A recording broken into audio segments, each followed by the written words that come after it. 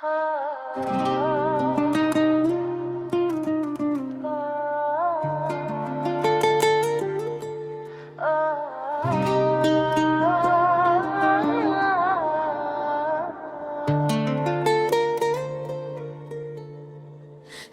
gelende ömre bahar getirdin, kederi ruhumdan silip bitirdin.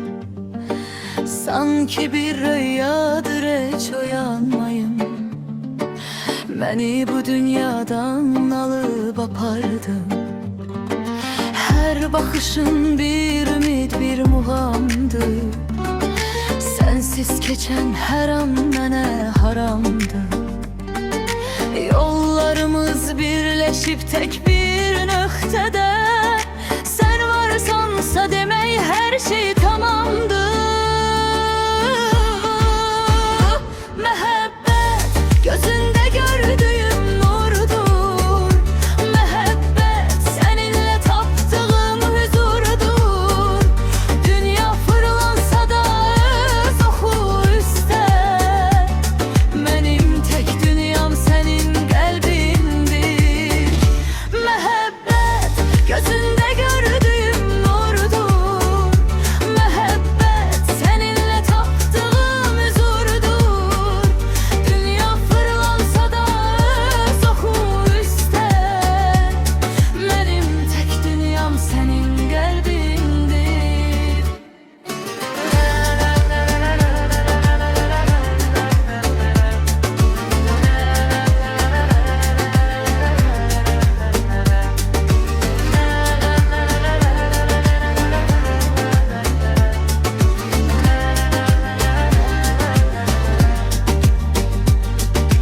Ulduzları sorsan adı değer, küləklər eşkini qəlbimə yer.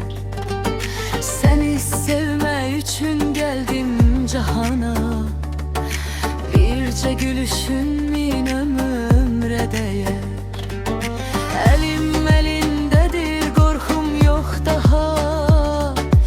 İnanla baxıram hər bir sabaha. Məhəbbət bir körpü bizdə üstündə, addımlayaq birgə sonsuz sabaha.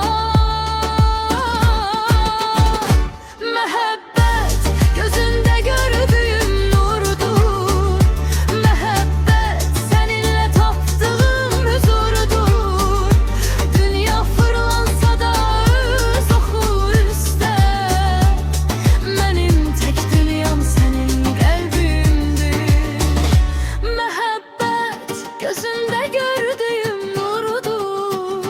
Məhəbbət seninle tapdığım huzurdur. Dünya fırlansa da öz oxu üstə, mənim tek dünyam senin qəlbimdir.